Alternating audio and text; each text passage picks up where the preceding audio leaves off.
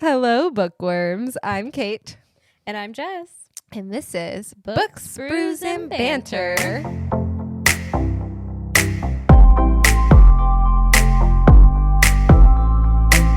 If you're new here, hi. Hello. We love to talk about all things books-ish. On today's episode, we're back in the Caraval world, but this time, Tella is running the show. She has a deal with a fate, who we will mention here soon because Jess is obsessed. Everything we thought we knew is a lie. Again, not surprising because we're in Caraval. My favorite thing about these next two books is that it does go back and forth. This second book specifically is really Donatella focused. She goes by Tella, but her full name is Donatella, which was such a fun name because it's very weird and very unique. It is, but I kind of love it. I kind of love it too. Maybe I'll name my child that. Oh, okay. We'll go with that. I trust you. I can see it. I can see it too. But anyway, Jess will start us off with the plot summary of the second book, Legendary. I already gave you a plot twist. My child's name now. So let's go to that summary. I love it. I love it. So Legendary picks right up after Caraval ends. This time, as Caitlin kind of already mentioned, it's in Tella's point of view, and she is not the chaotic like me sidekick anymore. She is the main event. We love that for her. We love that. Tella is in Caraval yet again, but this time she has met a fate. You'll learn a lot more about fates in these two books. Pay attention. If you have questions about the fates, also, it's a fun fact, there's a glossary on all the fates and like the fated objects and everything at the back of the book. And I think that's good to mention because if you haven't read any of her other series, it'll kind of help you follow along a bit. So Jax is actually the Prince of Hearts. And basically he could destroy everything if she doesn't win this. So Low key, it's fine. It's fine. No pressure at all. She's hunting for her mother who went missing years ago. And the closer she gets, the darker the secrets come and the darker the truths come out. Yeah. It's a big part of her character arc, I think, is this reveal about her mom. So absolutely. Just want to add that in. Absolutely. And then you add in Legend himself. Finally stepping into the page, and a new love interest who is equal parts intoxicating and dangerous. It's a lot, but in the best way. In the best way. We love that.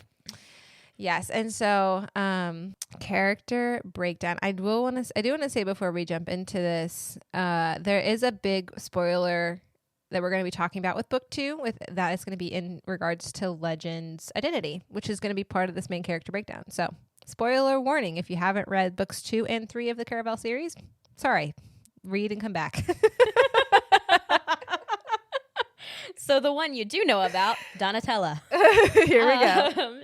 She's actually our point of view character this time. She's the bold one, smarter than she looks, and she knows it. Yes, she does. We love that. I love her sassiness. It becomes full page or full on page. And I love it. I like full page. She's full page sarcastic, full page sassy. Let's go. She's just so fun to be in the head of. I agree. And she plays the game differently than anyone else. And especially Scarlet. Yeah. Like, their way of playing it is almost completely opposite. Completely different. Scarlet's like, hold on, let me think this through. Let me figure it out. And Tella's just like, I'm going to be strategic, but dramatic and reckless if I need to be. And we love that for her. Yes, we do. I think with the next one, Jax, Prince of Hearts, there needs to be a little bit more of context here. But he is a main character in the second book. So he's a fate. And the fates are created in this mythical world by, I think it's... By a witch. By a witch, yes. And she creates what's called fates from mortal people. All these people were once mortal, but she creates them to be immortal people with different powers. And they were all trapped into this thing called a deck of destiny. Deck of destiny cards, yes. Yes. And so they were all trapped in these cards for a while, and now they're trying to break out of them. And the Prince of Hearts is trying to break them out, is probably what I should say. So Jax is a big part of this plot for that reason. That's his motivation. But I love what Jess put for these notes. He's a fate. He's a manipulator. He's morally gray love interest with a capital M for the morally gray. Because you really don't know where his motivations are coming from. And even up until probably the end of the last book, really, they're not revealed. No, and so not at all. that's what Jess loves the most is the morally gray. So if that says anything about her, I don't know. I don't know. But for her quick take here, she put Jax is the unhinged romantic interest of the series, and he earns it. Can you tell she has a bias? It's okay, I do too, so it's fine. He can't be touched without killing people, which makes him so intriguing, and he's obsessed with Tella for reasons we won't explain, and he is deeply not okay. We love him, but I put love is a strong word. Obsessed, maybe that's what I would say. So we do love Jax. He's fun. He's really funny. His banter with Tella is really engaging, in my opinion. It really keeps it fun in the scenes with him. You're kind of like rooting for him in a way because you're kind of like, oh, I kind of feel bad for you, but like I kind of like you at the same time. And he just pops out of nowhere. 9 times out of 10, you're just like, when did he get here? Right, and somehow he knows everything that's going on. Like what's happening. Literally everything. He knows how to help. Does he help? Does he not? But also at times you're like, is he helping right now? Because I don't think so. Yeah, but you don't think so. But then you're like, oh my goodness, she is. Mm-hmm. So I just... Yep. And the best part is at the beginning of this book 2, Tella almost like tricks herself into kissing him, and he's supposed to kill people with his kisses. And so when she doesn't immediately die, it's like your first clue of like, what's going on here? Well, correct me if I'm wrong. I don't think she even knows for certain that he's the Prince of Hearts yet. Not yet. When she kissed him. Well, so, actually, I thought he doesn't confirm it, but she's pretty convinced because of their conversation behind the fountain before that. Okay. Yeah. For some reason, I had in my head that she didn't know for certain yet, and that's why she kissed him. He alludes to it with their conversation before, but he doesn't directly confirm. Well, maybe she was just being a little delulu in that moment and was like, maybe not. Maybe that wasn't true. He didn't confirm it. Man. But after they kiss, he confirms it by saying, my kiss won't immediately kill you until the end of Caraval. And it's like, oh, thanks. It's fine. Thanks, man. Appreciate Which plays into the plot. But speaking of Caraval, our main man, the myth, the legend, and Dante. There's your character reveal. Dante. It's Dante. First of all, I loved this reveal. I'm not going to lie, because there are so many hints about who he is throughout the beginning of the book, and it's revealed like halfway, 2/3 through. Yeah, love it. Anyway, he's the man behind the curtain, finally revealed. Complicated doesn't even begin to cover this man. It's true. He's very complicated, and we absolutely love him. We love him. He is just. Everything about him is a misdirect that you read. You never know what's true, what's not. It's true. And once you even meet him properly in the book, you go back and rethink literally everything that he's done. And you also realize that Stephanie Garber is ruthless. Yes. And what's so funny about his character to me is that even after he's revealed and Tella is like, I don't even know if I can trust you. And he's like almost offended by it. It's like, what do you expect? My bro, literally, you misdirect everything. I don't know why you're surprised. I'd be surprised too. Anyway, side note. So true. Their dynamic, Legends and Tella's, is really fun throughout the book for that reason. They're both like, she's like, dude, I don't know if I can trust you. And he's like, I'm offended by that, but like, fair.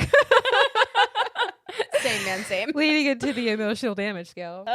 So emotional damage scale for me on this one. Maybe I was a little too generous, but I don't think so. It was an 8. And the reason that hit the hardest, in my opinion, was Jackson Tella's dynamic that does the real damage. Yeah. Especially the scene where you realize why he's fixated on her. Yeah. And the ache of that is just something. Yeah. And because there's a look in his eyes at that moment, the way Stephanie described it, I probably should have put it in our quote section, but I didn't. But I forget the exact language she uses, because again, she uses really beautiful language. But he had this like sadness almost, this like pout. And like, I forget exactly how she put it, but I was almost like, oh. Like, I shouldn't Yeah. feel bad for you, but I do. And it's like that in multiple parts With him. Like, Yeah, I agree. In moments that you might question, then suddenly she comes in with this verbiage of how he looks or how he feels, and you just immediately go from like, what the frick frack are you doing, to like, oh, let me hold you, Right. let me comfort you. You like almost secretly want to root for him, even though you hate him at the same time. And it's like, that's a well-written, like, villain, morally gray love interest. I was rooting for him in the background the whole time. I know. Could you tell Jess loves Jax? No. And I love Legend too, but that's okay. I don't know. I love Legend. I love him for the both of us. There's just something about Jax that I'm like, know. You're misunderstood, my You're guy. misunderstood.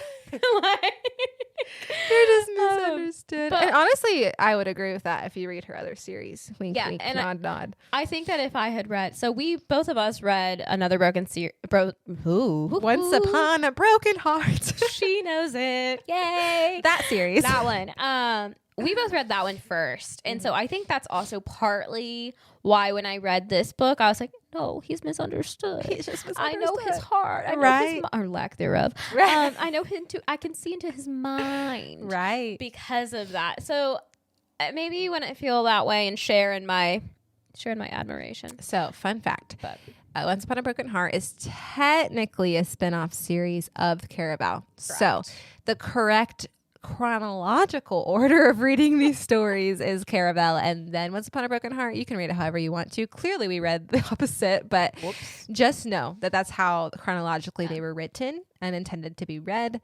But if you want to read more about Jax in another series, there are 3 other books and you are in luck. So you want to read it. there you go. We'll probably end up talking about it on this podcast eventually because we're both obsessed with it. I loved that series, but we're going to stick a series about Jax. I did. See? I didn't say I disliked Jax, but in this series I was rooting Jax. for Dante. I was. I'm not going to lie. I was rooting for Dante too, completely. I don't know how, but I was rooting for both, you know? It was like I'll be content either way, but also I'll be deeply saddened either way. Yeah. Just both extremes all at once, always. Always. So, but I agree. I would put an 8 for the emotional damage scale as well, especially in the section where, because we in our outline we have what hit hardest, what surprised you, did you ugly cry?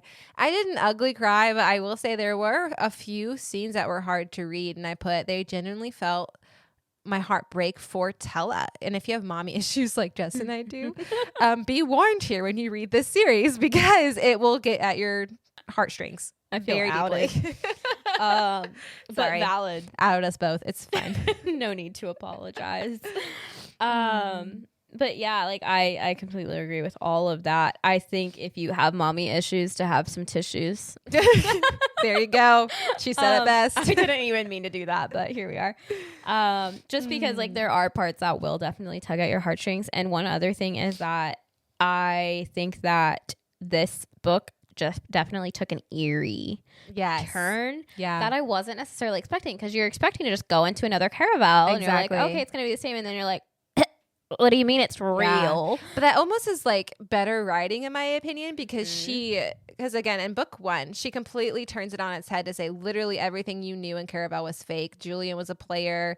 The guy who was Legend isn't actually Legend. Like, you just go on this wild ride. Yes. And so you walk into Legendary thinking it's going to be exactly the same in terms of the game itself. And you wrote it really well in the notes here. Like, it's so much darker Legendary goes compared to Caraval. It's not just a fun game. It's the stakes are existential, and the mythology gets not only eerie but real. Like, there are so many times when Tella is being told, no, this is real, this is not just a game, there's more at stake, and she's like, no, Caraval, and she doesn't want to believe it. Yeah, because she was told so often in the last Caraval, because she was a background character in it, like, no, you're just a player, this isn't real. We want her to believe it is, but it's not. And so she has that as a comparison, and so the way it's written is so good, because you as a reader, like, I don't know what to believe. Absolutely. Because there are people a part of this who are telling her it's real, and she's like, no, I know that you're supposed to say that, right? Yeah. So, and then you have these like outside people coming in now and like making decisions and saying things and whatnot, like the fates. And it's like, okay, but you're a fate, like, can I trust you? Are you a player now? Right. Or Are you a part of this? Yeah. How are you a part of this? But Yeah, for me as a reader, it wasn't until she met the undead queen and her handmaidens, I was like, okay, something else is going on here for sure. And then, legend sweeps in. It's fine. But saves the day. Saves gives her the day. some blood. We love it. Vampire over here. Speaking of being vampires, do you want to call 911, date them, or send them off to therapy? I love that you added Tella to this list. I love you so much. Can we notice why am I always surprised by this? I don't know why. If you listen to our other ones that we've recorded 5 so books far, later. I think every single one of these when we get to the datum therapy or call 911, Caitlin says something of like, you added them. Like, I don't know why I'm still surprised. I need to expect it. Here we are. You don't ever know what to expect with me, though. That's true. You are a wild card and of yourself. Thank you That's why so we much. love you. Speaking of wild So cards. for Tella, you put date. Yeah, because she's a wild card like me. She's Love it. She's chaotic, but she's self-aware, which in my opinion gives her points. And she's loyal to a fault. But what people don't realize is her chaos is actually a plan. It is, yeah. And I just felt that deeply. And sometimes She's like, I felt exemplified, and it was so satisfying. it really was. Because sometimes the plan, like, it's a plan. It might be unhinged. You might be like, are you sure, girl? But it works, and it's great. And she actually does have a reason behind her actions, even when it seems like it's the most offhand thing to do. Same girl, same. Same girl, same. So in my opinion, solid partner energy. Yeah, that's fair. And I will say, what did surprise me about her character is exactly what you said, that like she's chaotic, and even Scarlett would say different things about that in her own POV in book 1. It's like, oh, Tella would do this, or Tella would do that, and it was something very extravagant or like very like offhanded. It was not the safe option. It wasn't the safe option at all. And then here you see when you're in her POV, oh, there's a reason for it. Like she's like has a background plan in her mind is what she's trying to accomplish. And so I really did give her props for that. I was like, okay, you're chaotic, but you like kind of like Aelin and Tog. Yeah. She has stuff going on. She just feels like she's chaotic. Some people say chaos. I say curiosity. There you go. So anyway, yeah, I really liked it. I was surprised by that, by her character. So yes, I would say that would make her a good date for somebody. I love it. Speaking of going on dates with people, we have Jax. Jax is Look how excited she gets. I love it. Kicking her heels up in the air. Yeah, that's what I'm doing. But the fact that you literally put date, therapy, and 911 all on this, I love it. I have reasons, and I'm going to read word for word my reason. Okay, let's hear it. It's because lay out your reasons. He literally cannot touch people without killing them. He's running a long con, and his feelings for Tella are so great that they scare even him. Yeah, that's fair. We want him. I want him to have a redemption arc so bad. So call 911 if his eyes get icy. But other than that, I think with some therapy, he'd be a grade A partner. He'll literally be your partner till death do you part, even if he might be the reason you die. So that's why he gets to be small details. You gotta live life. He may kiss you and then you die, but it's fine. Like it might not even be from a kiss. Jess would be like, "Yes, please, let's go." Yeah, it might not even be from a kiss. It might be because he's trying to choke you out. Who knows? With his magical powers to prove a point to someone else so that he gets his powers back. But you never know. You never know. It's a wild ride. This isn't a normal case. I wouldn't normally say date on therapy and 911. Should be called T Swift and say, "Daddy, I love him." But Daddy, I love him.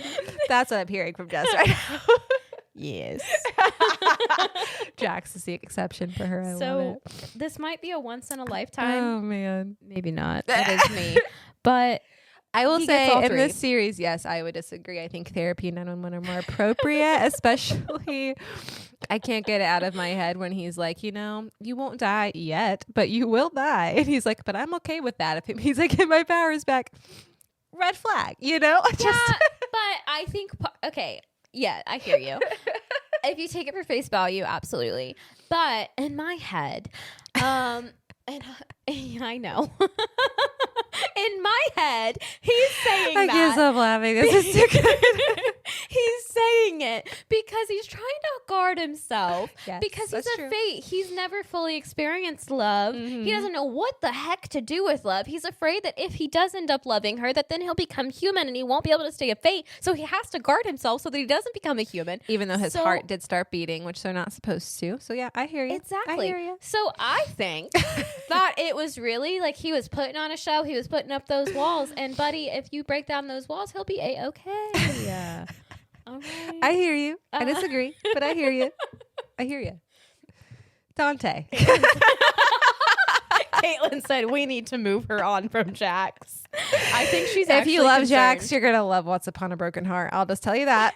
Leave it there. She's Hang concerned to for my dry. mental stability right now.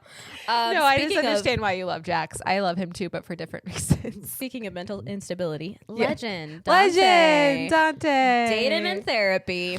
He built an entire magical empire out of something deeply personal and painful. Yeah. He needs someone to sit with him before he can be ready to be a partner, but he's still fabulous, you know? Haunted king behavior, but let's be real, I'd date him. We love a mystery. We love a mysterious yet caring man, and that's definitely that man. I put as a note for Legend and Dante that I'm a sucker for a powerful dude and a horrid backstory. My money's on Legend, my guy. It's like us. It's true though. I am a sucker for like a morally gray character who is mysterious, has a backstory, but a lot of power. Yeah. I don't know what it is about all that combination. Is probably why I liked certain series like Fourth Wing. It's because we have emotional trauma. I can appreciate an emotional traumatic background. Okay, I Hey, just like it, and me it makes too. me feel for you. I'm right there with you, girl. Absolutely. But yes, I agree. He definitely needs therapy. But would we date him? Absolutely. 10 out of 10.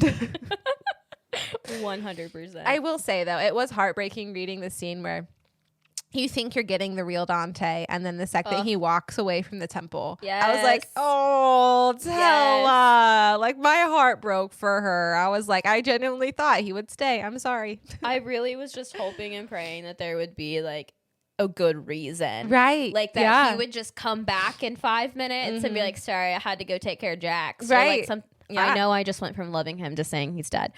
Leave me alone. But like, that's what I was hoping is he's Right. just like, let me go take care of this. I'll be Yeah. right back. I can't tell you. There's not enough time to explain. Yeah, that was my hope, too. And then he didn't. And then Spoiler alert.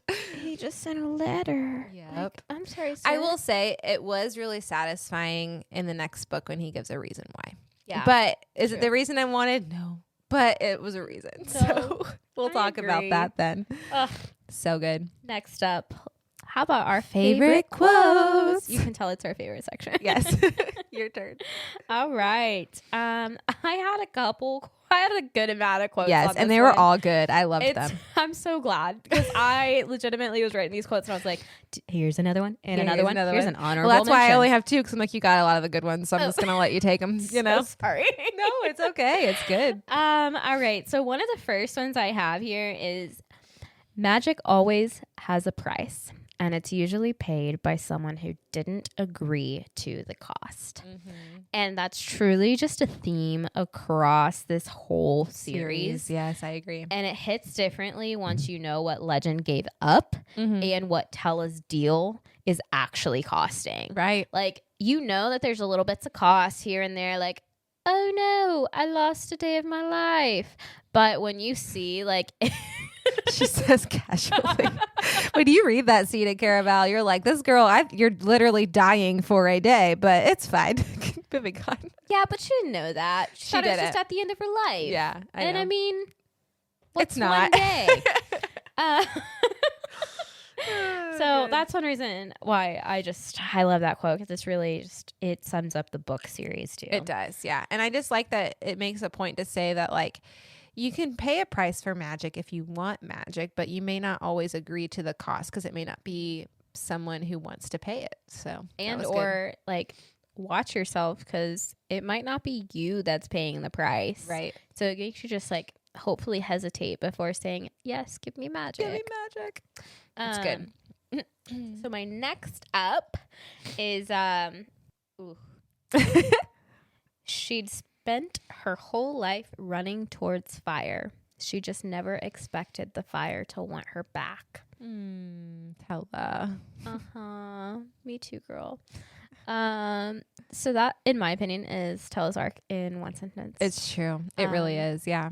It's about desire that feels dangerous, and whenever and whether that makes it wrong or just terrifying. Right. Like, do I love this enough? Like, if I love this, like, is this actually good, or is this going to break me? Or this is going to break me if I have it, or break me if I don't. Right. Like, so which necessary evil am I going to choose in that? Right. And I don't know. So good. There's just something about that quote that I was like, ooh, baby. Ooh, baby. Yes. It reminds me of a quote I actually didn't keep, or I didn't put on here. How dare you? I know, I'm surprised actually. And maybe I just overlooked it when I was making my notes on here, but I'll pull it up really quick because I do think it needs to be mentioned. You pull that up. So yeah, I can't find it, but the quote said something along the lines of like, falling for him felt like falling for darkness or something like that. It's scary at first, but then when the stars come out, it's beautiful. And maybe that was even Caraval Scarlet talking about Julian, but that's what it reminds me of, because Stella herself is, like we keep saying, she's this chaotic character, but there's reason for it. Like, she's so scared of love. She's so scared of it, and she thought because of these decks of destiny that she pulled out from her mother's thing that she was never going to have love, because she pulled a card of unrequited love, so she never even sought it in her life. But she would allow herself though desire, and she'd run after it, right? And she's like, I'm not going to deny myself of all these experiences. But that's what that quote always reminds me of her in Legend. So maybe I misplaced that, and you guys can tell me if I'm wrong, but the fact that like she felt like she was falling in love with darkness, but it's beautiful at the same time. I loved that. So give me that. I didn't put it on here, so clearly I don't know where it is, but it's a good one. It's fine. How about one of your quotes? Break up all my 50,000 quotes on this one. By 50,000, I just mean 4. All right, my first one is, she wasn't afraid of danger, though she preferred it in the form of a swaggering young man. Amen. And I just put, don't we all, girl? Caitlin literally took a picture of that one and sent it to me, and I was like, yes, girl, yes. Yes, girl, yes. Amen. But it was comments like this in Tella's POV that I was like, this is Jess. She would say this. I love it so much. But seriously though, don't we all love danger in the form of swaggering? I don't know what it says about me that that's what you think I would say, but I also love that is what I would say. But it's lines like that though that pull you in because they're so relatable and hilarious at the same time. Tella's a funny character to be in her POV. Yes, I love it. Yours is next. Yes, ma'am. Okay. Jack smiled as if he already won, and maybe he had. The worst part was she couldn't tell if that was a threat or a promise. Oh, baby. That sums up Jack's experience completely. Yeah, it does. You can never tell. The laugh says it all. It's why he's so unhinged yet compelling all at the same time. Yep. And we love it. And we love it. We love him for it. Yeah. He's addicting. But what I like about this line is that it just also sums up Stephanie's writing. Like, she pulls you in with Jax, even though you're not really supposed to like him. True. It's like, is it a threat or is it a promise? I don't know. I'm kind of intrigued. Let's see where it goes. I like him. Yep. There it is. And then I also had, I don't even remember exactly where this was in the book, but I remembered it and I was like, this needs an honorable mention. So this is, she liked the thrill that came with taking risks. She loved the feeling of doing something bold enough to make her future hold its breath. Yeah. That's a good one. Want to live by that quote. Mm-hmm. Like, I read that and legitimately was like, put that on a pillow. Put that on a pillow. It's going to be her new phrase moving forward, friends. Hold on to your seatbelts. Embroider that and put it on a pillow. Okay. Like, I want to always remember that and be reminded of that in it, because it's maybe it's why you think I'm like you relate me to tell it to you. Yeah. Because I was thinking about it earlier this week, and I was talking to I thought about it because someone said I'm chaotic, and it's true, and I say that I'm chaotic. Yeah. But I was just sitting with it, and I was like, but I'm not. Like, I don't appreciate that. like, I'm chaotic, but I'm chaotic with a purpose, and or I seem chaotic because I'm curious. Yeah. I seem chaotic because I say yes to more things than what most people would. That's true. And I'll say yes to a situation that might be like, what are you doing? But I'm like, I trust it. This feels right. And that's Tella to a T, so that's fair. Exactly. So when I read that, I was just like, yes. I just, something in me. Like, absolutely. I adored it because she's done things that most people wouldn't. She is willing to do whatever. I mean, the first time I went on a plane, I was 3 weeks in a different country with a bunch of people I didn't know. And then 1 week of that was living in a hut on an island with power 1 hour a day. Yeah. What more can I say about myself? Right. That paints a pretty good picture, in my opinion. Yeah. Let's remember I was only 16. Right. So You're young. I've always been like this. Yes. And I feel like Tella has always been like that. I think she has too. She has a similar quote, not the same meaning, in that I quoted for next book too. So we'll talk about that more. But I agree. And I think I love, again, the way Stephanie writes in this, because she loved the feeling of doing something bold enough to make her future hold its breath. Almost like the future is its own identity. That's like, oh no, we had a plan, but what's she going to do now? And I really like that because that says a lot about her character. She's very bold and willing to do what she needs to. And I think that does encompass you a lot, which is good. Oh my gosh, thank you. You're welcome. I'm so honored.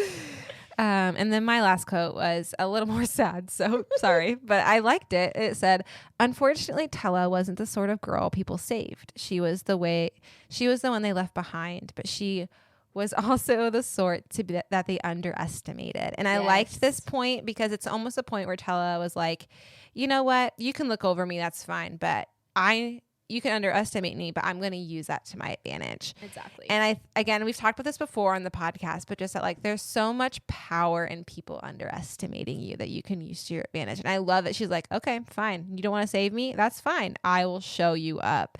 And I put on here too, the way my heart felt simultaneously broken for Tella, but also seen too, because I feel like as someone who is more of a quiet personality, people underestimate me a lot. And it's really funny when people hear my backstory and hear my story. Yes. And they're always like, whoa, I had no idea. And I'm like, yeah, because I don't need to overplay it. I don't need to live in the past. I don't need to prove a point. I know who I am. I know my strengths. And I love that Tella is kind of silently saying that, because this is in her own head and in her own POV. And it's like, yeah, girl, you get it. Yeah. So. 100%. And I think also, like, on the flip side, I felt it deeply, but almost somewhat the opposite, but also the same, because people think, oh, she does all these things, she does this, she does that, like just like Tella, she does all these things, she's chaotic, she's just she's just choosing life, but then you hear their story and you're like, holy crap, I didn't there's like no way people would realize what she'd been through with her father and her sister, right? And so from kind of the flip side, but also kind of not, like, I understand what you meant by, like, feeling seen in that, of being underestimated. Yeah. Of like, if you listen to like 1 year right of our childhood, you'd be like, oh, yes. Oh, okay. Exactly. Yeah. All right. So why we like this book / series? What sets this apart? She has her cheerleading arms and I love it. Mind you, I was never a cheerleader. Ooh, I was, and Caitlin I loved it. I wasn't. Yet people think I was the cheerleader. I know, because you're definitely more outgoing than I am, but it's fine. No. Caitlin is more outgoing than she gives herself credit for. That's true. I mean, point in case, she's doing a podcast right now. Hello. I'm on now. Hear my voice. Here we are. I love to hear your voice. Oh, how sweet. I'll take that. Put that in my heart. You should. Tuck it away. Save it for a rainy day. Put it in my pocket. Anyway, moving on. I got it. You guys get 2 songs today. You're welcome. So about the book. Anyway, what sets us apart, in my opinion, is that the point of view switches to Tella. Like, when it switched, I think that was genius. I think it was too. Like, that really just pulled you in. You like from the first book, you just see it completely differently because you're literally in a different point of view. And a completely different character. Exactly. And I feel like Garber respects the reader enough to trust that we'll catch what she's doing in that. And I just... I loved it too because I think it's hard to switch perspectives from a third person point of view. It's even harder from a first person point of view, but to keep the reader engaged, especially when you were only in one POV for the whole first book. Yes. And the two characters are very different. Like they're not at all the same. And so I really liked it because she pulls you in immediately again. Like that's just who she is as a writer. She does such a good job and you're along for the ride, even though it's a little bit of a different vibe because the characters is similar enough setting to keep you engaged. So absolutely.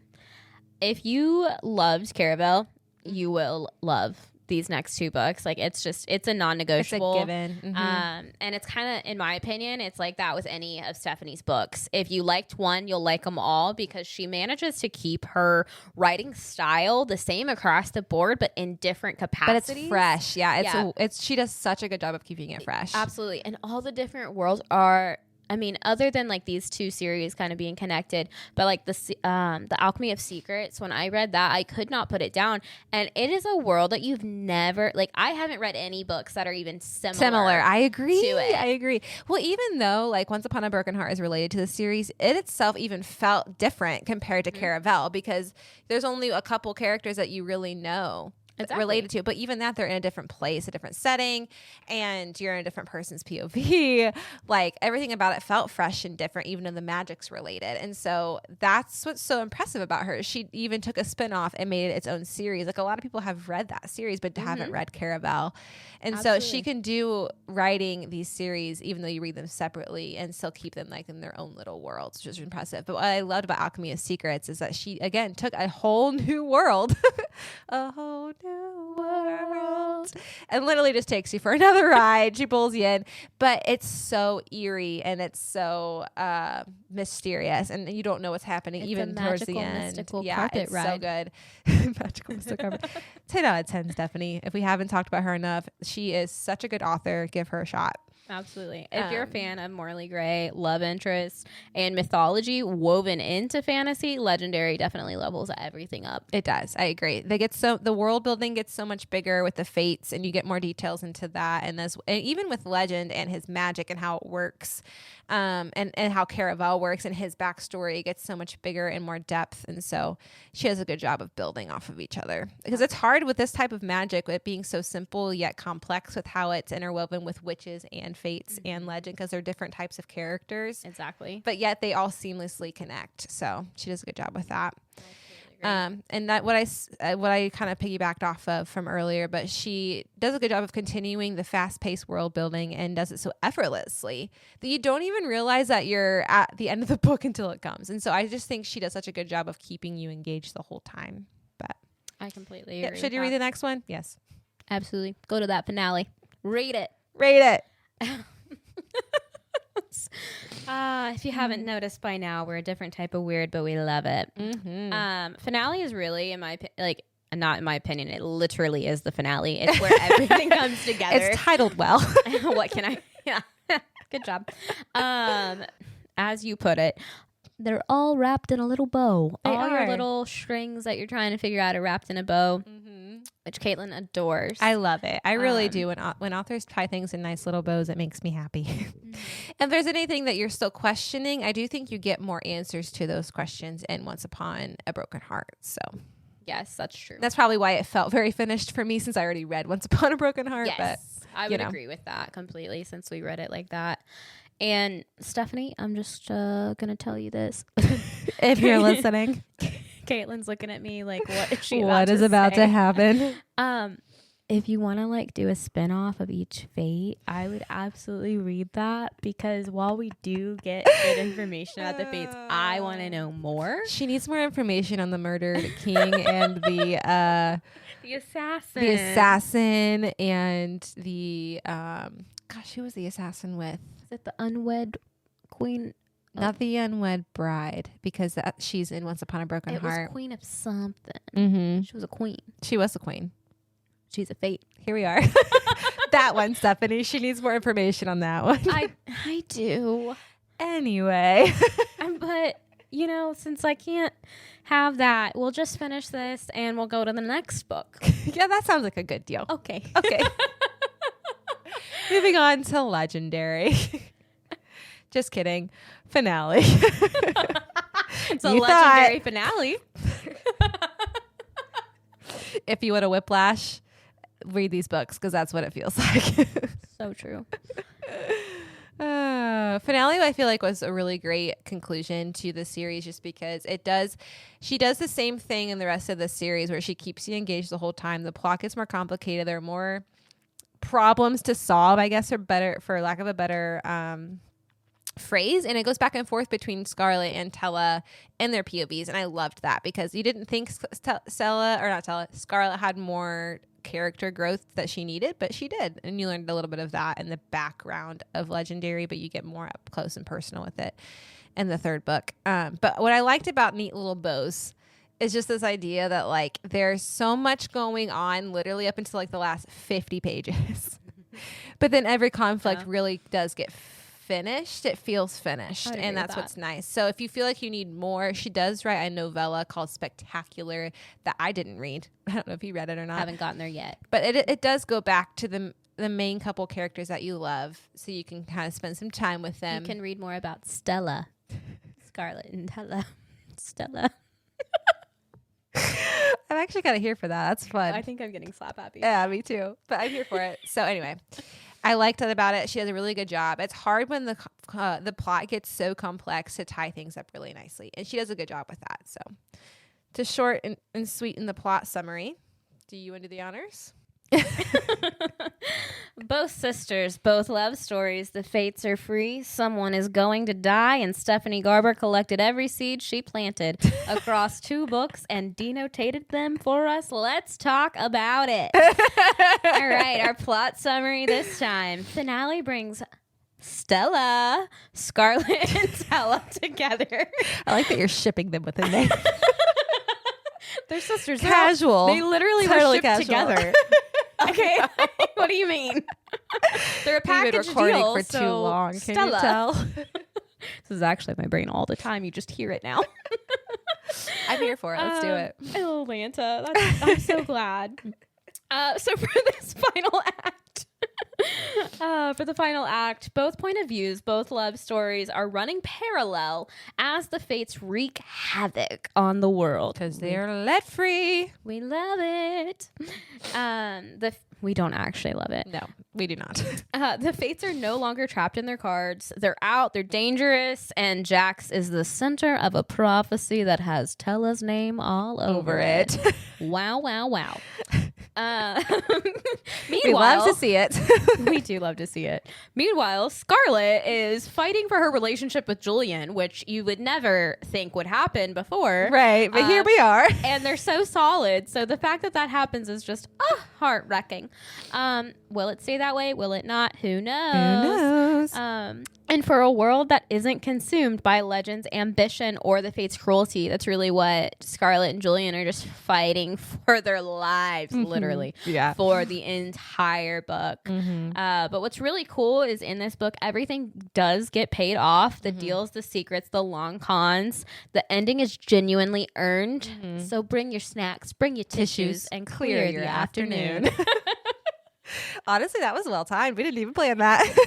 Half the stuff we do is not planned. Look at us go. Just mind you that. Killing it over here. But seriously, I do agree that the ending was definitely earned. These characters go through it. Just a little bit. Just a little bit. They might almost die a few times. They might almost die a few times. Or actually die. But I will say, I really liked the way she tied in different parts of the magic here. I wasn't expecting her to bring in, like, there are fated objects that are tied into the plot. There are different other fates that are tied into the plot. And they weren't even, like, main characters. But these were little subtleties that wove this plot along really well. And it didn't feel sloppy. It didn't feel like, oh, I have a plot hole that needs fixed. It felt interwoven, which was really, really cool. Absolutely. She did a good job with that. Those are also the ones I want to know more about. Like poison.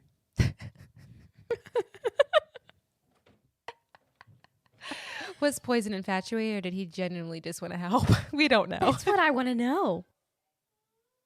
And our first main character breakdown is Scarlet. Are we surprised? No.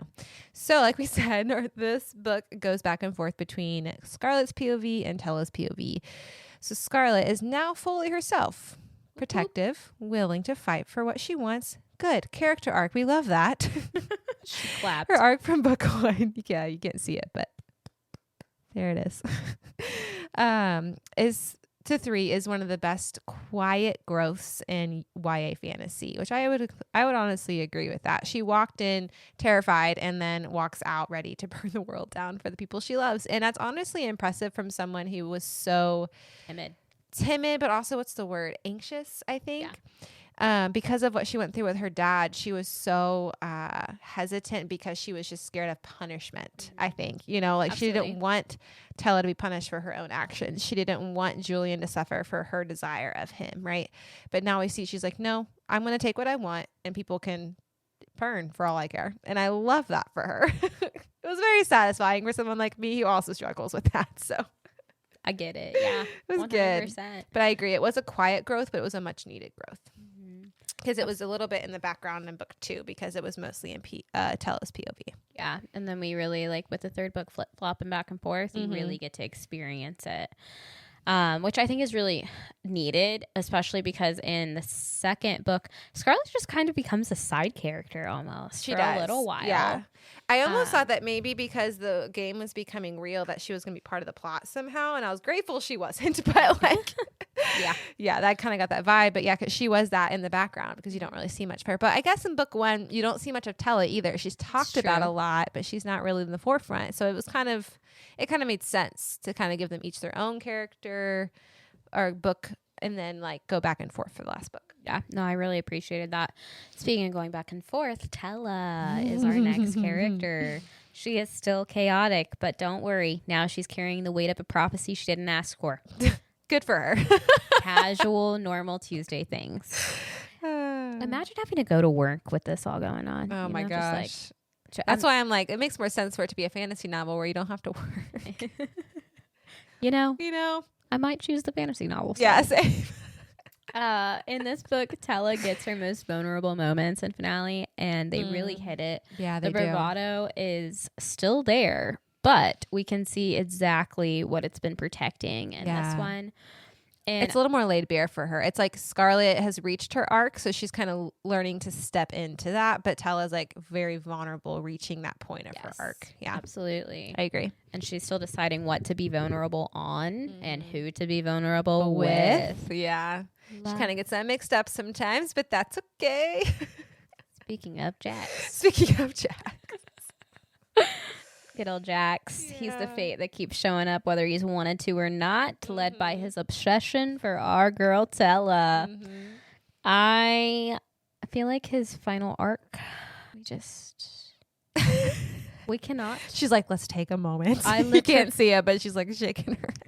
I literally wrote word for word. We cannot. There are no words. Read it. Know the pain. Yes. And that sums me up for that. And I'm a little bit disappointed you didn't put Dante/Legend on this list, but it's fine. I definitely meant to.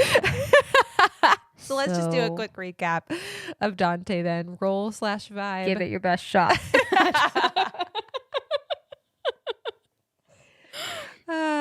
Honestly, Dante was a little bit more in the background. He was back and forth, but I think a big part of that is because Tella didn't know if she could trust him. After what happened at the end of Legendary when he left her at the temple, she didn't see him after that. And so she didn't know if she could trust him. And I think because of that, he was kind of sometimes there, sometimes not.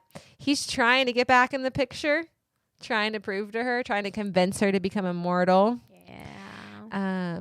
But we don't learn till later why that is. And it's because he realized he was falling in love with Tella. Shocker, I know. But for his character, that means that he would become human again. And no longer be immortal. And so his solution to that in his head was like, oh, I'll just make Tella immortal and then problem solved. Absolutely. And so some of my favorite lines from Tella are from her interactions with Legend for this very reason of like learning what love is, what it means. It's not a vulnerability. It's not a problem. It's not something to be absolutely what's the word, analyzed or avoided. And so I was really proud of her character arc in those moments because she wants Legend. She wants him as like her man. And she's fighting that for the rest of this book. But the way that she doesn't give in and she stands on her ground of like, no, I want to be loved and I deserve to be loved. I was really proud of her for that because someone as handsome as Legend could be hard to resist. Amen. But also like with Legend, he has a whole character arc just in understanding love. Right. Because I think like part of why it wasn't just fear of becoming human. That definitely was part of it. But also in his mind, he's immortal. He can't feel love. Yeah. Because immortals can't love. Right. So he's like, well, this must not be love. This must be obsession. And the way I can keep her forever because it's an obsession is just make her immortal. Right. As well. So it's both. It doesn't want to become human, but also he doesn't understand his emotions. Yes. And you see that full arc of like, and I kind of got the idea, sorry, not to cut you off. Please keep going. No, please go.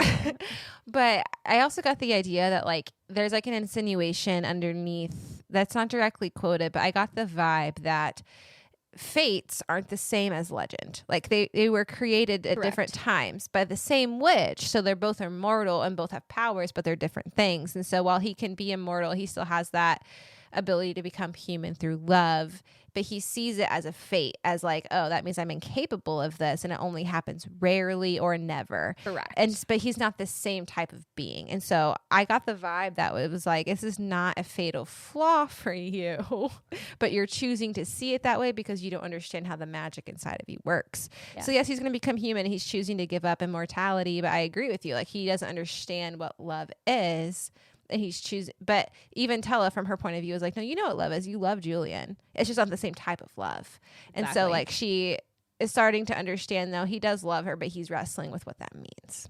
And so I liked that about his character arc as well, of like he has his own role in the story, but also he has his own arc. So it's good. Absolutely. Speaking of emotional damage scale, I love it. Oh, goodness. All right. So, emotional damage scale for me. For me, it was an 8. Yeah. And we all know why, Jax. Everything. In case you missed it. Everything about Jax in the final act. It is heartbreaking. The choice that he makes, the cost of it. My heart ached and aches for that man, that fate. That immortal. Never thought. But think of it this way, Jess. If his story didn't end this way, you wouldn't have gotten Once Upon a Broken Heart series. Maybe it would have just been different. Maybe. Or you wouldn't have gotten it. But then maybe I would have gotten more of Legend. Maybe. That's true. We'd just switch. It would have just switched to patrols. Yeah, patrols. See? Fair enough. Either way, we would have been happy. So there's that. Jax. But also what was surprising with this book, at least in my opinion, was that it was just it snuck up on you. Yeah. It was so satisfying how Scarlett and Julian's resolution, what it actually is. I agree. I wasn't expecting it to feel so satisfying because it felt like what's the word? A trivial conflict that was drug out between books. But then you watch their interactions and see on page her thoughts and her emotions that she needed to step into in regards to their relationship. And I was like, oh, that actually really is really satisfying for your character arc. Absolutely. And also, can we take a pause and recognize that she's only known the man for 2 months? Yeah. Let's just really hit a pause on that. Right. And one of those months he was lying to her. Yeah. For a whole week. Yeah. So, I mean, I'd be a little unsteady and debating too. Right. I say that, would I? No.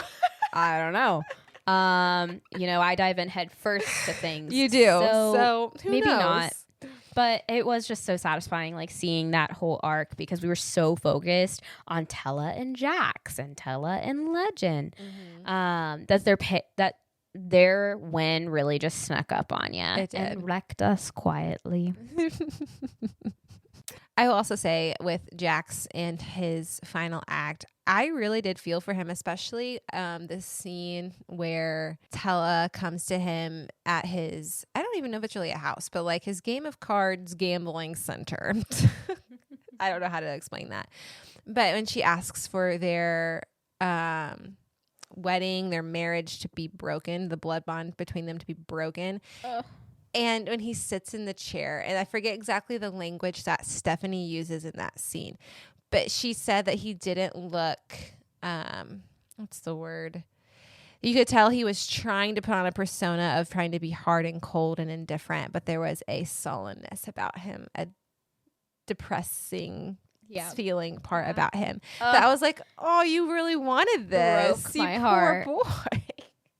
I felt bad for him in that moment because you learn later in his story that there's more to that than he really reveals. But like, you don't really see it except for in hints like that she gives about how sad he is to see her go. And he's just trying to put on a brave face. Yeah. And he did it a little too well. So I felt bad for him. I did.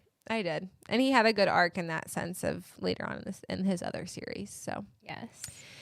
But yeah, I agree. And I liked how you put for like, did you ugly cry? Mentally, yes. Physically, no.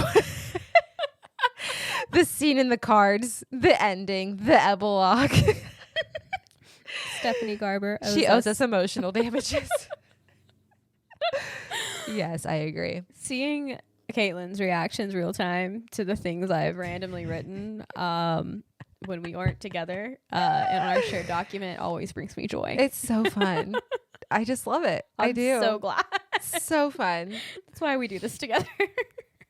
Love it. All right. Date them or 911. Boop, boop. I guess it would actually be wee-oo, wee-oo. Wee-oo. There you go. It's your sound effect. You're welcome. What can I say except you're welcome. For Scarlett. So, date her. She's come so far. She fought for her own happiness. She stopped shrinking. She's protected the people she loved. She is grown. She has earned it. And she is dateable. She is available. Just kidding. She's with Julian. But I loved that scene at the end. It's so small. But it's like full circle moment with the gloves. It was so. I haven't even asked. The answer is yes. Oh, the entire time when they brought the gloves out and she kept commenting on the stitching, I was over there like, oh my gosh, Julian did it. Julian sewed for her. And you could tell that he was nervous. It was so cute. Oh my gosh. I saw that scene full well in my head. It was so satisfying. So cute. It brings me joy thinking about it. I just finished this book yesterday. I know. So this is real raw for me. Just yeah, I finished it a week ago because I've been reading another book, but it's still so satisfying. Yeah, that's why Caitlin's like, emotions? Me over here like, Jax. We can reread Once Upon a Broken Heart. Okay. Speaking of Jax. And Jax, you put therapy, but not date and not 911. So I kind of disagree with myself. She's rereading and doubting her decision. I am doubting my decision. I'm going to date. It's date and therapy. I've removed couples therapy. Yes. That brought the biggest smile. She's like, you get me. You get me to my core. You know me. You see me. And you accept me. You are welcome. Oh, goodness. I mean, I'm not calling 911 on this man now. Because honestly, at the end of this book, I wouldn't either. Respect. Yeah. Yeah. Yeah, we got here. She's surprised. We love that. Because, yeah, he's still a fate. But I really think that he is reachable now. Yeah. Because he's experienced all these things. He's literally had his love ripped from him. His love of his life stabbed him in the heart after finding out that he secretly made them married. Like, oh my gosh. Mm-hmm. What a character arc. Right? We've come so far. We have. And you know, he's still a fate and he's still unhinged, but there's something real now. And he knows what real feels like, and he knows his little heart can beat. I know. And I will say that part of me kind of wishes we read this first because of the fact it makes the other series feel a little bit more, I don't know, deeper. Like for Jax, I already loved him. But like that makes me just be like, oh, you get your absolutely, so, absolutely. But anyway, I would still say call a professional. Yes, he's got some stuff he's got to work least like through. just have him in your contacts. Maybe a couple Give him a sessions call here and and chat. there. Yeah, maybe not every day. Before maybe every day. Maybe like bi-weekly. I still want to know what the Apple thing is about. Yes, we never. Got I thought we were going to get answers about that, and this we did not. No. He always has a dang apple. And you know what I just realized? I've had an apple every day for the last like 2 months. And I'm channeling your inner Jax. I'm wondering if it's subconscious now. Because we read about apples so much. We're going to have to do a deep dive of the other series. Not a deep dive, but we'll have to cover that series. I really thought she was going to say a deep dive on my psychology. No. So I'm really glad she's talking about books instead. How are you feeling, Jess? I have a lot of feelings. Clearly. How are you feeling, Caitlin? A lot of things. Just not normal for me. I love that for us. Oh, I'm laughing so hard. My cheeks hurt. All right. Character, legend / Dante. Verdict, date and therapy. And I agreed with this 100%. I said, I love me a tattooed, powerful, big-hearted villain willing to give up everything for her. Okay, I'm sorry. I'm a sucker for that. Get him. Yes. Dante legend, girl, till I die. I love that you put that. I did not expect her to speak in such bold terms of Dante, girl till I die, but I am here for it. Here for it. And I completely agree. I did really like his character arc. And like, so it was something Jess said off the record when they're just texting, talking about this book. She's like, I felt like I needed more of a satisfying ending for this book. And honestly, fair, because this whole series was summed up in no lie in like 2 chapters. So it feels very short to not have enough time with the characters. And I think there is a reason why she wrote Spectacular for that reason. I probably will eventually read it, but it won't be today because it is a novella, so you could probably read it pretty quickly. But I will say I agree with that. I think that there is so much conflict that you almost feel like you want to sit with these characters' happiness for a little while. Like see them enjoy that for a little bit. They've been through so much. They've been through it and they deserve it. So on to favorite quotes. I really thought you meant they've been through it and they deserve to go through it. And I was like, wow. Man. That's not what I meant. Sorry, it's not how I meant that. Forgive me. That's a lot. But like I'm that here for it. Whatever you want to say, you say it. Thank you. Speaking of saying Appreciate it. Favorite quotes. Yes. Starting it off with some things are worth more than winning. Some things are worth everything. Good. And I feel like this is the thesis of this entire trilogy. The game was never about winning. It was always about what are you willing to give up and what are you willing to fight for. Yeah. It almost feels like that's one of the reasons why Legend kind of became his own version of a villain. And it talks about that throughout the series, so how he did become a villain. Like Julian even talks about, like, I need to give my brother another chance because he came that guy. It's like he didn't care who won. He just wanted to see how he could toy with them to get them to give something up. And that's almost worse. And but let's flip side that. Yeah. Or was it to have them to see what they're willing to give up for someone they love? Like, to get them to realize that they're willing to give it up for someone. Yeah. Because maybe Dante really wanted someone to give it up for him so that he wasn't in this position. Yeah. That's fair. No, that's fair, because we don't know what the other Caravals have looked like. So we don't know if every dynamic was similar to this or not, and just, different games, different people. So maybe it really was just using people they loved against them. Yeah. That's a good point. Speaking of using things that they loved against them, the next quote.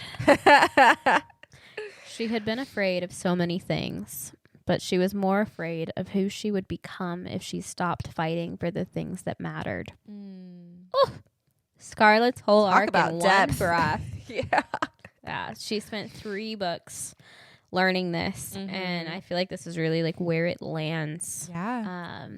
And honestly, I feel like it's where it lands for every character. Yeah. If you really think about it, Yeah. because Tella finally had to look at everything, make these choices, and, you know, give in to, I'm scared, but I'm going to jump in with you. Yeah. To Legend. Legend had to literally say, I will give up my immortality for you. Jax had to literally give up everything and run away. Yeah. After he literally, he manipulated his way into getting everything that he wanted, but he easily could have Side kept note. that. Yeah. Like, yes, I know it says that the love broke the curse and everything, but I kind of wonder if Jax didn't give the full thing because he knew. I'm giving so much background to this character.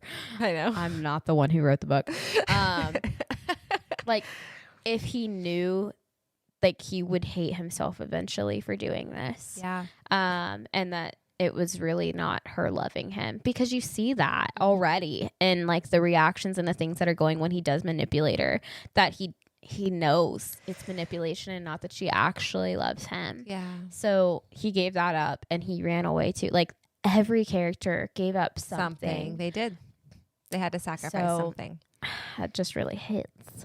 Yeah. And I just like that the way this is worded. She had been afraid of so many things, but she was more afraid of who she would become if she stopped fighting for the things that mattered. I think that speaks deeply in general to people who struggle with fear. Like I do. I don't struggle with fear in the terms of like people coming to get me at night. It's just like fear of life in general and stepping out into things. And I'm right there with you. And she learned that like things that mattered are worth fighting for. Not everything necessarily, but things that mattered. And so I liked that way that that's worded. And for that reason, I think that can speak deeply to the human soul. Absolutely. I'm right there with you. And I also think it speaks to, yes, picking and choosing, but also just starting. Yeah. Like you stop fighting your inner dialogue of all of the reasons why you can't. Yeah. And thinking that the world is against you, and you recognize like, okay, the world is not against me. Let's just see what happens when I step out. And it's scary knowing like, now I have to hold myself accountable. Yes, exactly. But that's worth it. Yeah. Because who knows, like, instead of what could happen in a bad way, what could happen if it works. Right. Exactly. And I feel like that quote really embodies that. It does. I agree. Hit him with your best shot. Hit him with your best shot. Dun-dun-dun-dun. Fire away. Yeah, that's right. My first quote was, but I don't want to feel differently. I want to feel love in its every form. I used to be so scared of it, but now I think love is another type of magic. Jess was like, dang, you did hit me with your best shot right there. My heart. She threw a burrito. Oh, my Lanta. She threw a burrito. But no, I loved this because kind of like what you said earlier, I think, like I put in my notes, Tella girl has come so far. And I also put that this is not me relating to this quote wholeheartedly, emoji with the sweat on its brow. But really, though, I think that there's something really real about this idea of being afraid of love. I think love is something everyone strives for or wants desperately, right? And for a lot of different reasons. I believe we're created for that love. And I agree with that. We can talk about that in different ways and different forms. But I think that this is kind of embodies this idea that like she wants it, but she is not willing to sacrifice something. She's not willing to feel it in its, what's the word? Entirety? Superficial way. Because this is between her and Legend. When she's talking to Legend, she's like, I'm not willing to give up someone actually loving me to feel a false form of that, especially from somebody I want love from so desperately. And I think that speaks to her character because she would have been more than willing just to be willy-nilly with it 2 books ago, right? 100%. And so I was like, good for her. That's like her character arc summed up, I think. But I also think there's something really beautiful about this idea of not settling for a version of love that's superficial. I think we look at our culture and we're willing to settle so much for a fleeting feeling instead of striving for something that you know that you're worth. Or even just settling for the easy love instead of sticking to your standards and holding out because you know that's not it. Right. Exactly. Like it's not Like- worth it, even if you want to believe it is for the moment. Yeah. And it also reminded me of a quote from one of my favorite childhood movies. Don't judge me. It's called Aquamarine, and it's JoJo. You remember JoJo? She was in that movie, and she was like, Absolutely. she's talking to Sarah, whatever her name is, the mermaid character, and she's the mermaid's like, why do people want love so much? And she's like, it's because it's the closest thing we have to magic. And that's what this reminded me of. I was like, it's so true. It's like another type of magic, and I loved that. My little broken heart. She's like my heart. I Okay, love it so your version much. or your turn. All right. He would have given up everything. He almost did. And somehow that made it worse. Oh, Jax. This one's about Jax. If you didn't know. We won't elaborate. I just need you to read that and feel things. Okay, thank 'Cause you. I feel like you can't. If you can read that and not feel something, let's chit chat. Yeah, Just it is like a sad, like unsung hero moment for sure for Jax. I agree. Yeah.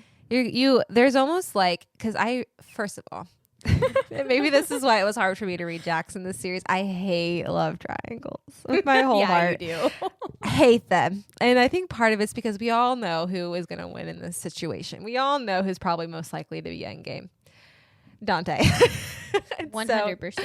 Or she just goes off on her own because she doesn't want Jax. That's been made very clear from the very beginning. But I think like there's always like, okay, we know she wants someone else more. There's always something along those lines with Absolutely. that. And I hate that. So I'm like, just get it over with and just pick a side. So anyway. Oh, absolutely. But he does have his own moments, and this is one of them. Yeah. So And like with the pick a side thing, like she kind of did, but also Jax knows what she's picked, and Yeah, he's choosing to do that. Like he's choosing to continue to pursue it and try to persuade her. yeah. And Which is heartbreaking. yeah, he's choosing to settle. Oh boy. We don't want him to settle. We don't want him to settle. But we really see that there. I agree. Oh, that quote. Poor boy. What's your next quote? This is my second and last one. I used to love the idea of something being so tremendous that it was worth dying for, but I was wrong. I think most magnificent things are worth living for. My heart. Stephanie had some good quotes in this one. In my notes, I put, "Dear goodness, Stephanie, make me cry and feel seen, and why don't ya?" And I'm just going to throw this in there. No Yes. spoilers, but this gives me Aelin and Rowan vibes. If you know, you know. 100%. But I really liked this because I think oftentimes we're asked if we're willing to die for something. And that does say a lot. It does. But I think in terms of, for example, me being a mom who has to work through personal trauma in order to change the childhood my kids are going to have, there are things that are worth living for because that's not comfortable or comfy or fun. But like, my kids are worth living for, and they're worth having like a different type of perspective, a different type of motherhood than I would have had. And so I loved this quote because it's so personally applicable for different things. And for me personally, that's motherhood. And I loved that. But I love that quote. she's just like, I'm in awe. Well, also, like, we'll talk offline on some of it. But I think it's incredible to read, and I think it's so true because I think sometimes people think that if you're willing to die for it, then it must be everything to you. Mm-hmm. But the reality of it is it's the easy way out. Mm-hmm. Because everybody who's still here is left to deal with it. Right. With the aftermath. And if you're willing to live for it, it's saying, I'm willing to give up everything. I'm willing to give it my all. I'm willing to work through the hard things because you're worth it. Right. I'm going to set myself aside. I'm going to set my desire to just not be here in this. Right. And do it. Right. And that quote just... It hits differently. It with hits that. different. I agree. Yeah. It's the end part. Like, I think the most magnificent things are worth living for.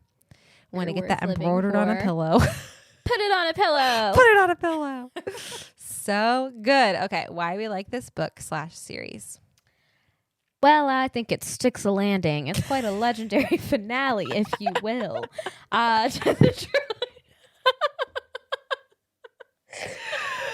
I think that just sums it up, ladies and gents. I need a moment. That was too funny. Every thread is sealed. It's wrapped in its bow, as you would put it. Mm-hmm. Every character has an ending, other than the ones that have ran away and we don't understand, or the ones that we don't know enough about to know that they should have an ending or what their ending would be. But the world feels complete in Caraval rather than abandoned. It does. Yes, it does. I put the way Stephanie does such a good job of creating a big, gigantic mess of a conflict, because that's what it feels like about 2/3 in. You're like, how the heck is this going to be resolved? I mean, even with the first book, you're like, what do you mean? What do you mean? How are you going to fix this? How is this going to happen? And it's like that in every book. And she does such a good job of waiting into the literally last 50 pages to tie everything up, but somehow make it feel perfect. Love that. And I think for her writing style, she does a good job, again, of keeping you on the edge of your seat. And then you suddenly just stop. And she's like, oh, here's a nice little bow here and here and here and here. There might be some things that weren't explained. Like, for example, there are different types of backgrounds and stories you can tell with the fates. Like you said earlier, like we could totally learn all day and like each have its own novella of what they're like and their background stories. But for the conflict and for the personal, she's snarling at me, character arcs, I feel like they kind of have their nice little bows. And I am the type of person that appreciates that, because I think especially with complex plots, there are other series that I really love that everything's kind of a nice little bow. Even if you're like stunned to your core of like, it's now over. What do I do with my life? But yes. I like that there's a nice conflict resolution that you can rely on and know that the characters are living happily ever after in their own lives, whatever that means for them. Can we go to their world? I like that. I agree. I hear you. Yes. Yes. Any other thoughts, Jess? I don't think so on that matter. Would you recommend it to anybody? Anyone who has finished Legendary, I would recommend this to, so that they can have closure. Or if they want to know more about Jax. I've really just taken him on. You have, and I love it. Clearly we're going to have to do Once Upon a Broken Heart. I didn't realize how much I'd taken on Jax, because I really do love Dante. Mm-hmm. I don't know why in this day that I have chosen Jax to be my forerunner, but that's all right. It made for a fun ride. And now he's my personality, apparently. That's concerning. Here for it. But yeah, anyone who wants just to have your little bows tied, quit having them loosey-goosey, to read this one, as well as anyone who wants proof that a young adult fantasy can be genuinely literary. Because I think a lot of times it's very not demure. But it's simple language. It might be a complex world, but it's simple language. Yeah. Whereas she does a very good job at elaborating to the extent that you're just like, dang, yeah, I'm in it. I'm here. She gives complexity.